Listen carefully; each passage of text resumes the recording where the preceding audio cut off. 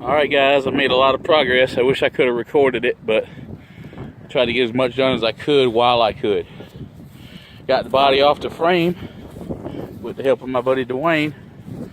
It's evident to tell that this whole, you can tell now really good, this whole frame rail is twisted. You can see right there, pretty much all the way back to that trans cross member. So I think changing this frame was the best idea instead of having it fixed. One thing I know I do have to do is this, my original truck is not flex fuel and my parts truck is, so I'm probably going to have to change the fuel system. Anyway, there's the chassis. Let me walk over here. Thank God I work at a dealership and they let me use the lift on the weekends.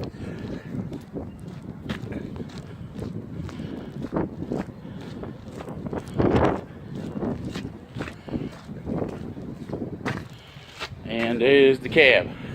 It's kind of sketchy, but it's strapped down and the weight's distributed pretty good.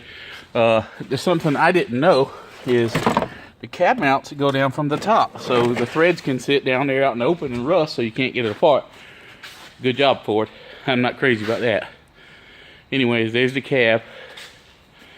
There's the engine. It's pretty greasy. The reason I separated it from the transmission is I'm gonna put it on the stand and I'm gonna reseal it. We did this. We probably started on it at 9 o'clock.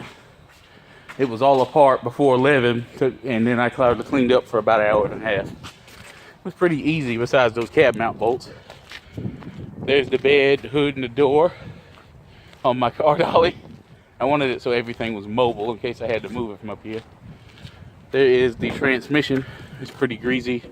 The lines and the exhaust. The reason I'm putting it in here is I'm gonna bring it home, I'm gonna pressure wash it, I'm gonna reseal it because it's pretty gross, and it's got tons of miles on it, and I got several extras in my parts truck, so if it doesn't make it, so be it. I'll swap another one in it, but it worked fine. It's just leaks very bad, or it didn't actually leak very bad, the engine leaked all over it. But I'm gonna pressure wash it, reseal it, put a filter kit in it, and anyways, there's the progress so far.